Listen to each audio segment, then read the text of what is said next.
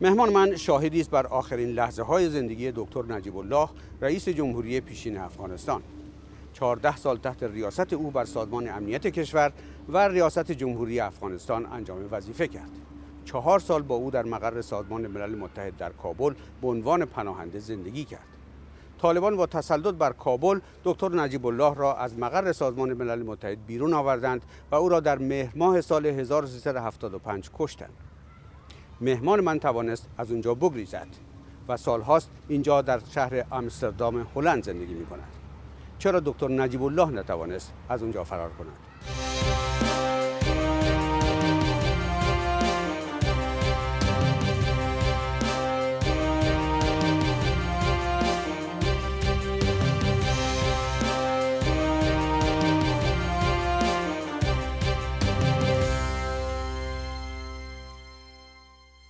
آقای محمد اسحاق توخی به برنامه به بار دیگر خوش آمدید.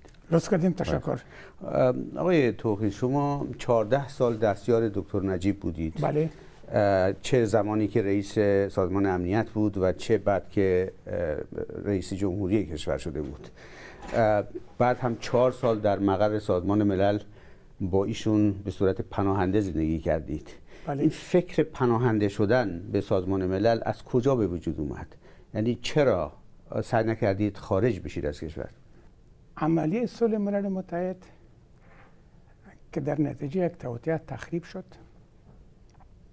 این موجب گردید که دکتر نجیب الله به دفتر سازمان ملل متحد در کابل پناهنده شود. اوضاع زمان آغاز به انکشاف کرد که موازی با عملیه صلح ملل متحد در چارچوب پلان 5 فقره‌ای سازمان ملل که دکتر نجیب الله او را تعقیب میکرد، توطئه به شکل کودتایی هم در برابر از او آغاز یافته بود. کجا؟ در درون حزب دموکراتیک خلق افغانستان، در دولت، در کجا؟ توطئه هم در درون حزب آغاز یافته بود و وسایل و ابزار این توطئه در داخل حزب بود. در بیرون در بین مجاهدین هم توطئه اصلا به صراحت باید بگویم که در ماورای مرزهای شمالی افغانستان در روسیه همون وقت این توطئه آغاز یافت و بر اساس این توطئه که توطئه براندازی دولت جمهوری افغانستان بود و تخریب عملیه صلح ملل متحد بود، ولایات شمالی افغانستان یکی پای دیگر در دست نیروهای شورشی جنرال دوستم، جمعیت اسلامی، شورای نظار و حزب وحدت اسلامی قرار داده شد. ولی قبل از اون آقای توخی مذاکراتی بین دکتر نجیب و نیروهای مجاهدین بود، پیشنهاداتی بود، چه از طریق سازمان ملل، بله. طرح سازمان ملل بود. بله. و همه اینها دلالت بر این میکرد که ممکن بود که موقعیت دکتر نجیب اونقدر هم خطرناک نباشه. یعنی حتی صحبت از این بود ممکن بود با هم بتونن همکاری بکنن، ولی این اتفاق نیفتاد و دکتر نجیب ترجیح داد که بعد از اینکه مجاهدین قدرت رو در کابل به دست گرفتن بره پناهنده بشه به سازمان ملل. شما تهدید خطر رو از کجا احساس می‌کردید؟ این تهدید جانی داشت؟ بله، تهدید از اینجا آغاز شد که اساساً دکتر نجیب الله با یک بخشی از مجاهدین تماس‌های خود قائم کرده بود که عبارت از محاذ ملی بود، برابری گیلانی و از حضرت سبقت الله مجددی. این تماس‌ها بود، ولی با بخش جمعیت اسلامی که مربوط به برهان الدین ربانی و مچا مسعود بود تا هنوز تماس‌ها قایم نشده بود که این توطئه آغاز یافت. روزها از عملیه صلح متحد خوششان نآمد، بسان واضح شد. بر اساس همین پالیسی بود که برهان الدین ربانی در نوامبر 1991 بعد از اینکه کودتای تندرو در مسکو به ناکامی انجامید، به مسکو سفر کرد و به طور رسمی در یک کنفرانس مطبوعاتی مقامات روسیه فدراتیو اعلان کردند که ما از دولت مجاهدین در افغانستان حمایت و پشتیبانی میکنیم و اونا را به رسمیت میشناسیم، در حالی که دولت دکتر نجیب الله سر جایش بود هنوز. ولی آقای توخی، شما صرف این که مذاکرات این خیلی طبیعیه وقتی که طرف‌های متخاصم در جنگ هستن با هم صحبت میکنن. ما در جنگ ویتنام هم یادمونه که دولت ویتنام جنوبی، ویت کنگ ها با امریکایی ها می‌نشستن در پاریس با هم دیگه مذاکره میکردن. خیلی طبیعیه که اگر که مثلا ربانی رفته مسکو و یا اینها دارن با هم صحبت میکنن، این به معنی توطئه میتونه نباشه. ولی میتونه این باشه که نیروهای دکتر نجیب و دولتی افغانستان جنگ رو باخته بودن. نیروهای دولتی افغانستان جنگ را نباخته بودند. شدیدترین جنگی که در افغانستان بود بعد از خروج قوای شوروی حمله بالای جلال‌آباد بود. دولت جمهوری افغانستان برابری دکتر نجیب الله در دفع حمله جلال‌آباد با وضاحت نشان داد، برای غرب و برای تمام جهانیان واضح شد که این دولت توانمندی دفاع از خود داره و بعد از خروج شوروی‌ها 3 سال با بسیار آرامش خاطر دفع اداره امور کشور به دست حزب وطن بود که حزب دموکراتیک خلق افغانستان و حزب وطن بود و او ادامه داشت. وقتی که دکتر نجیب الله بعد از فروپاشی شوروی رسما از طریق بین‌انضمام نماینده سرمنشی ملل متحد توافق خود برای کنار رفتن از قدرت در چارچوب عملی صلح ملل متحد اعلان کرد، این اوضاع به گونه دیگه انکشاف کرد. به طور انکشاف کرد که بخشی از رهبری حزب وطن در تفاهم با جمعیت اسلامی و شورای نهضت به طور مخفی در صدد تخریب پروسه عملی صلح ملل متحد برآمدند. شما ویدیو کلیپ‌های اخیری که به چاپ نشر شده شاید دیده باشین که در اونجا همون بخشی را که با عملی صلح ملل مخالف بودن در تفاهم با شورای نهضت احمد شاه مسعود و جمعیت اسلامی افغانستان اونا وارد کابل شدن. حالا شما همه اینها رو به حساب این میذارین که شوروی اون موقع علیه دکتر نجیب الله توطئه کردن و میخواستن که مجاهدین سر کار بیان. چرا باید این کارو بکنن؟ اگر که موقعیت دکتر نجیب و دولت افغانستان اینطور بود که میتونست مقاومت بکنه و دفاع بکنه و حتی طرح مصالحه ملی رو از پیش ببره، چرا روسیه ترجیح میده یک متحد قدیمی خودش رو اینطوری فدا بکنه به نفع نیروی جدیدی که سالها بود باش میجنگ؟ بله، روسیه فدراتیو که از میان خرابه های اتحاد شوروی سابق سر بالا کرده بود، اون مصروف سرپای ساختن خود بود، توان استراتژیک و نظامی را که باید از جمهوریت های آسیای میانی که سابق جز اتحاد شوروی بود و از منابع اون نداشت. اونا از این بیم داشتن که اگر دولت دکتر نجیب الله سرپای خود استاده شود و قدرت باقی بمانه، شاید جمهوریت های آسیای میانه که افغانستان نزدیکترین و کوتاه‌ترین راه برای ارسال منابعشان به دنیای غرب است استفاده بکنه و این منابع از چنگال روسیه خارج شود و روسیه در اون موقع توانایی حفظ جمهوریت ها را، نگهداری و جمهوریت ها را به مطابق منافع خود نداشت. به اون خاطر اونا خواهان یک افغانستان که در او ثبات نباشه، یک افغانستان که در او آشوب باشه و نتونه شرکت های غربی یا به اصطلاح جمهوریت های آسیای میانه رابطه مستقیم خود از طریق افغانستان و بیرون قائم بکنه، افغانستان دچار آشوب ساختن. این البته تحلیل شماست در این مورد. بله، تحلیل ما است. بسیار خوب.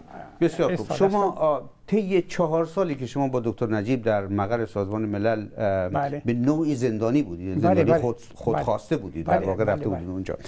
طی این مدت هیچ وقت اتفاق افتاد که نشانه ها یا علائمی به شما داده بشه که از طرف مجاهدین که شما آزادید میتونین بیاین بیرون؟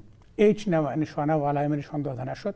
برعکس چندین بار نماینده‌های ملل متحد به کابل آمدن از دولت برهان الدین ربانی که با معیت شورای نظار و ائتلاف شمال در کابل حکومت میکردن، تقاضای خروج مسئول دکتر نجیب الله را کردن و این را در مصاحبه های خود اونا بار بار اعلان کردن تا سطح سرمنشی ملل متحد بطرس غالی که خروج مسئول نجیب الله از افغانستان جز عملیه صلح ملل متحد بود، برای او باید اجازه داده شود که به کشور دلخواه خود برایه.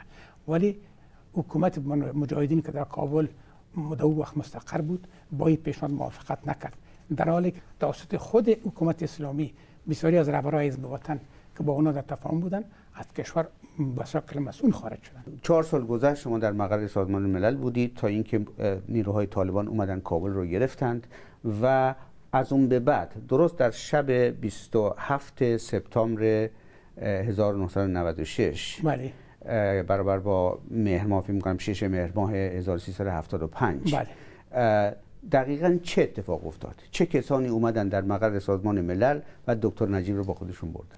دقیقاً اتفاق طوری بود که ساعت 1 شبانه آمدن به نام طالبا داخل محوطه ملل متحد شدن و از دکتر نجیب الله را گفتن که شما را رهبری ما خواسته که به ارگ بین. دکتر نجیب الله برایشان گفت که ما اینجا پناهنده ملل متحد هستم، من هم میخوام که از مقر خارج شم اونا گفتن به ما دستور است، به ما امر است. کیا بودن اینا؟ اینا افرادی بودن که گویا طالب هستن، با لباسهای شخصی داشتن، مسلح بودن، آمدن و دکتر نجیب الله را با زور از مواقع سازمان ملل متحد با خود بیرون بردن. بعد از اینکه اینا رو بیرون بردن ساعت 5 صبح 6 صبح دوباره باز همین نیرو آمدن و برادرش گفتن که شما را برادرتان خواسته، شما بیاین با ما برین. ولی نیروهای مجاهدین از جمله آقای فهیم بله میگن که کسانی از طرف مجاهدین رفته بودن بله و گفته بودن که بیایید و با ما خارج بشیم از کابل. بله یعنی احتمالاً برن به طرف شمال. بله یعنی به نوعی میخواستن جون نجیب الله و شما نجات بدن. بله ولی نجیب الله قبول نکرده که بله. باشون. بله. درسته؟ بله. در اینجا هم یک فرد نظامی که تناسل باید از داشت، کدام نامه رسمی از طرف مقامات دولت اسلامی نداشت و شناخته نمیشد که فرد کی است، به مقر ملل متحد داخل شد که گویا حامل پیام فهیم است بر رفتن. دکتر نجیب الله را دریافته بود. بنا به 4 سال اقامت خود در مؤسسه ملل متحد که در طی 4 سال حکومت برهان الدین ربانی اجازه خروج برش نداده بود، در این موقع اینا کابل ترک میتن با اعزام فرد ناشناس به معنی عزیز. ولی جنرال فهیم میگه که این فرد ناشناس نبود، این شخصی بود به نام آقای جلال که قبلا هم رابطی بوده بین نیروهای مجاهدین و نجیب الله و خیلی خوب میشناخته نجیب الله. نه یک ادعای کاملا بی اساس است که ما هیچ رو نشناختیم، دکتر نجیب الله رو هیچ نشناخت، ما اساسا نشناختیم که کی هستن. اساسا دکتر نجیب الله رو با درک کرده بود در طی 4 سال اقامت خود با تجربه که داشت که تن دادن به پیشنهاد دعوت خارج شدن از مواطن ملل متحد در حقیقت تن دادن به گروگان شدن در اختیار کسانی است که او نمیخواست که در پایان زندگی خودی کار بکنه. دکتر نجیب الله تا جایی که دیدم میشد همیشه به سازمان ملل ارج میگذاشت و توقع از حکومت کابل هم داشت که اونا و فیصله سازمان ملل احترام بگذاره و این توقع را هم داشت که فاتینی که تازه وارد کابل میشن مواطن ملل متحد جایگاه ملل متحد مورد تخطی قرار ندن. ولی صحبت‌های دیگه آقای توخی اینه که دکتر نجیب الله به نوعی مطمئن شده بود که طالبان با وقتی اومدن کاری به کار اون ندارن، یعنی حتی گفته میشد به نوعی بهشون اطمینان خاطر هم داده شده بود که نگران نباش. نه یک گپ است که اساس و ادعا نداره. اساسا دکتر نجیب الله ترجیح داد که از این که ما برم آگاهانه در اختیار نیروهای شمال قرار بگیرم که این که برایش چی حادثه صورت میگرفت یا کدام توطئه علیه جانش صورت میگرفت، نخواست که محل ملل متحد ترک بگوید.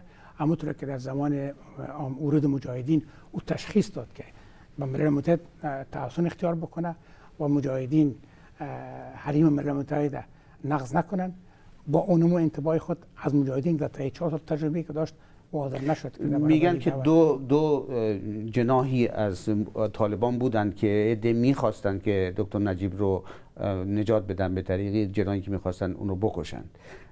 این شما قبول دادید که همچین دو تا در این مورد ما چیزی گفتن نمیتونم برای که اساسا قتل دکتر نجیب الله تا جایی که دیده میشه و از شواهد نشان میده اساسا در پشت قتل دکتر نجیب الله طالبا اساسا قرار نداشتن. دستگاه استخباراتی پاکستان ISI قرار داشت. طالبا وسیله‌ای بودن، پوششی بودن برای اینکه همین قتل و شهادت زوره پنهان بکنن که گویا به دست طالبا کشته شده. در اولین ساعاتی که طالبا داخل کابل شدن اول آمدن دروازه ملل متحد کوبیدن و او رو با خود بردن.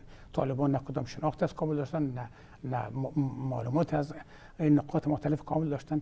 فهمیده میشد که این در پشت خب ولی همه میدونستن که دکتر نجیب در مقر سازمان ملل طالبان دنبالش بودن، پیدا کردن مقر سازمان ملل کار مشکل نیست. طالبان در ساعت 1 شب برایشان مشکل بود که دروازه مردم دیگر بره بکوبه که دفتر سازمان ملل در کجا است. اینطور نبوده. آقای توخی چرا شما رو نبردن؟ ما را هم میبردن. 2 نفر نماینده استاف خارجی ملل متحد در کابل که یکیش ترکیه بود و یکیش طبیعی استرالیا بود در مواطن ملل متحد بودن. اونا آمدن برای ما از این موضوع اطلاع دادن، دکتر نجیب الله را اونا به شهادت رساندن. باز ما چون هنوز دروازه ملل متحد از طرف طالبان گرفته نشده بود، ما و محافظ یا بادیگارد دکتر نجیب الله ما مقر ملل متحد ترک دادیم و راسن از طریق پاکستان، از طریق جلال آباد به عین دفتر نمایندگی ملل متحد که دفتر مماثلش در اسلام آباد بود به اونجا رفتیم پناهنده شدیم. ولی دفعه اولی که اینا اومدن و دکتر نجیب رو بردن شما رو نخواستن؟ نه ما رو نخواستن. شما میگید که شما سوال کردید از اینا که آیا ما رو هم خواستن یا نه؟ بله ما سوال کردیم و اونا گفتن نه. نه هنوز نخواست شما رو نخواست. چرا شما سوال کردید؟ ما نمیدونستیم که سر دکتر نجیب الله چی از مرگ دکتر نجیب الله خبر نداشتیم. ما برشان گفتیم که ما خب با نجیب الله جا بودیم، وقتی که برادرش میبینین ما هم یک جایی میخوایم باشیم، اما تو گذاشته یک جا بودیم. گفتن شما رو نخواستن، برادرشون نخواستن. فکر میکنید که چرا اصولا نجیب الله رو کشتند؟ یعنی حالا شما پاکستان رو مسئول میدونید به نوعی، ولی اصولا نجیب اللهی که دیگه خطری برای کسی نبود، مجاهدین حتی برکنار شده بودن، طالبان اومده بود و اوضاع افغانستان دیگه از اون فضای گذشته کنده شده بود. اساساً دکتر نجیب الله در طی 5 سال حکومت مجاهدین در افکار عامی مردم افغانستان، گذشتهش و سابقهش و کارکردهایی که داشت در افکار عامی افغانستان باعث یک شخصیت ملی توارث کرد. پاکستانی ها این تشخیص دادن که در صورتی که طالبان و حکومت اسلامی که در وابستگی با پاکستان باشه، در افغانستان باشه، در وجود شخصیت های قوی و کاریزماتیک مثل نجیب الله مشکل است که اونا حکومت را داشته باشن. اونا هر شخصیت را که سابقه ملی می داشتن و می تونستن که از منافع ملی افغان با صراحت دفاع بکنن، و از اونا خوشایند نبود. به اون خاطر چهره کاریزماتیک نجیب الله، شخصیت نجیب الله، طرز اداره نجیب الله برای پاکستانی ها کاملا واضح شده بود. از اون خاطر اونا یک رقیب یا حریف برای خود خوشایند نمیدیدن، مناسب نمیدیدن که زنده باشه. به اون خاطر دست به قتل زدن. حالا برگردیم به زمانی که مذاکراتی در جریان بود بین دولت دکتر نجیب و مجاهدین. بله. چه نوع مذاکرات؟ راجع به چی صحبت می‌کردین؟ چه پیشنهاداتی به مجاهدین میداد؟ گویا پیشنهاد داده شده بود به مثلا احمد شاه مسعود پیشنهاد پست وزارت دفاع داده شده بود. مذاکره با احمد شاه مسعود نبود، اساساً با پست احمد شاه مسعود پیشنهاد شده بود که اگر شما بیاین در یک حکومتی که تمام نیروهای ائتلافی شریک باشه، به شمول حزب وطن، به شمول مجاهدین، در چارچوب یک برنامه سال، در چارچوب یک آشتی ملی، این پیشنهاد به همگی داده شده بود. هم به تنظیم‌های سیگانه اعتدالی داده شده بود، هم به تنظیم‌های جمعیت اسلامی و همه داده شده بود که اونا نپذیرفتن. دیگه مذاکراتی که صورت گرفته بود هنوز در مرحله مقدماتی بود.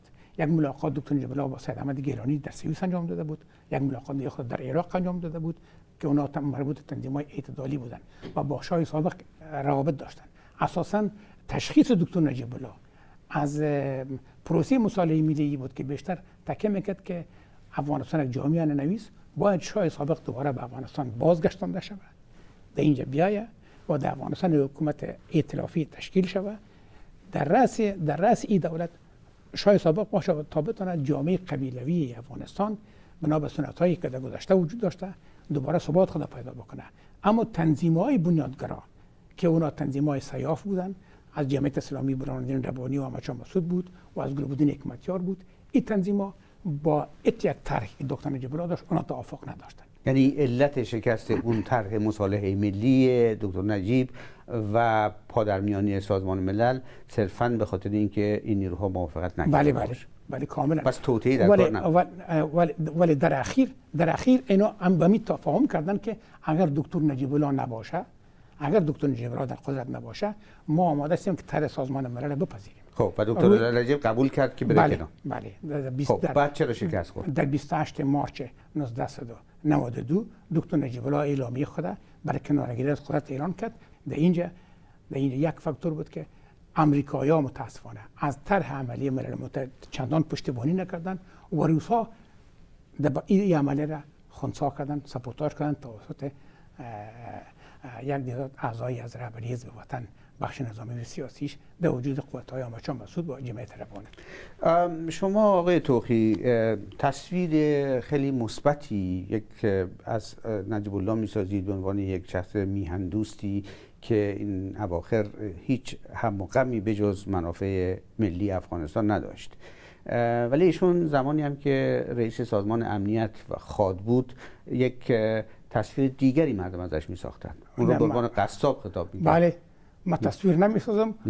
دکتر نجیب الله با سیاست‌های خود، با عملکرد صادقانه خود در برابر وطنش تصویرش خودش ساخته بود. دکتر نجیب الله، من با این طرح شما موافق نیستم که دو شخصیت داشت، یک شخصیت داشت. زمانی که رئیس اداره اطلاعات بود، او سیاست‌ها را تعقیب و تطبیق می‌کرد. زمانی که رئیس جمهور قرار گرفت، ولی اونجا در خاک شما هم اونجا مسئول سمت خیلی مهمی داشتید. افراد رو شکنجه می‌کردن، افراد رو می‌کشتند. اینا اتفاقاتی در خاک می‌افتاد. نه ما برای شما بگم که اداره اطلاعات افغانستان که دکتر نجیب الله رهبری رو داشت، در زمان تأسیس شده بود که افغانستان باعث داغ‌ترین کارزار جنگ سرد بین قدرت‌های بزرگ تبدیل شده بود. اداره اطلاعات افغانستان تنها با چند شورشی افغان در داخل کشور مواجه نبود، با ده ها هزار بنیادگرای اسلامی که از مراکش تا اندونزیا به افغانستان سرازیر شده بودند در مبارزه بود.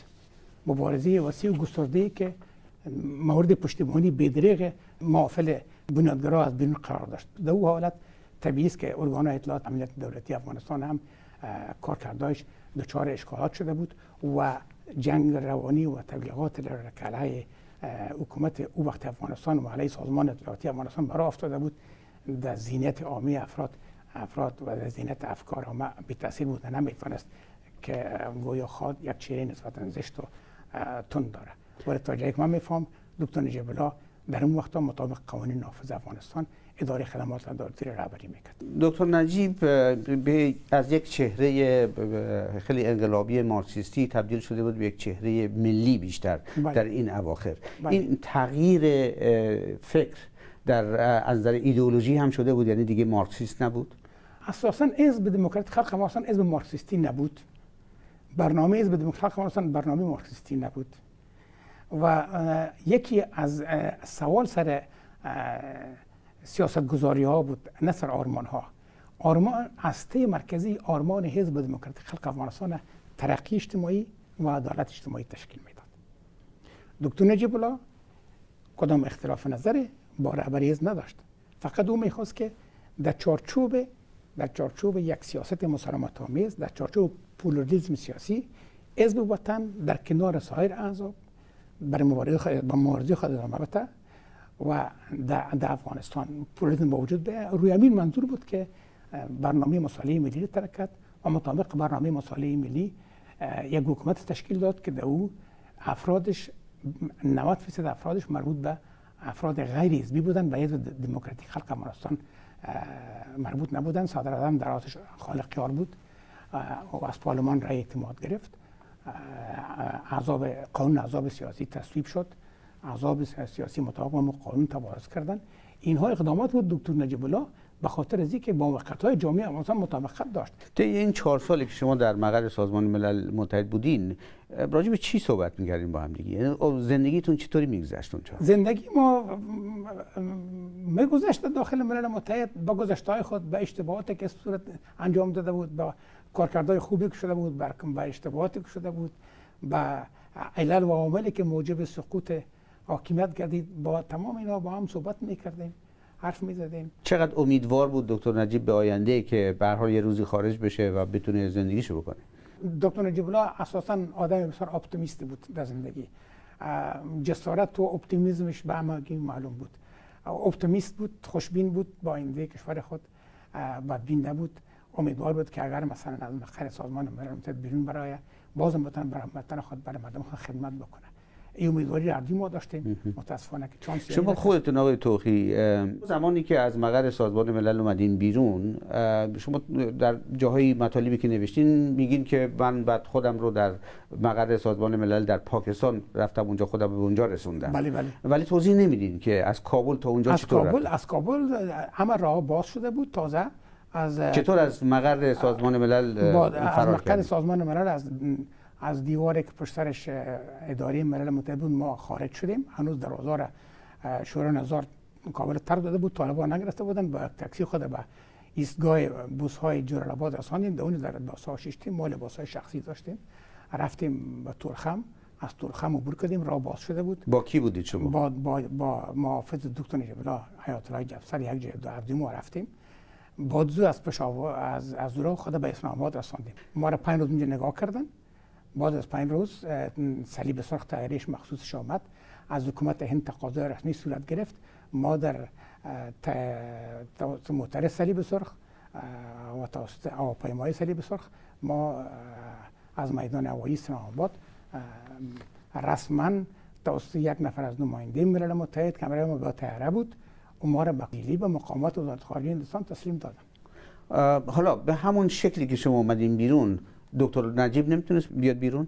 یعنی روز قبلش قبل از اینکه بخوانش کردم که هنوز اونا را در ساعت اولی که طالبان داخل کابل رسیدن آمدن دکتر نجیب الله را با خود بردن. اونا را موقع ندادن. ساعت 1 شب بود.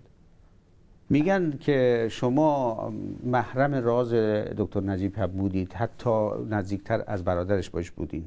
چیزی هست از زندگی دکتر نجیب به خصوص در این دورانی که شما 4 سال با هم بودید که به ما نگفته باشید یا به کسی نگفته باشید؟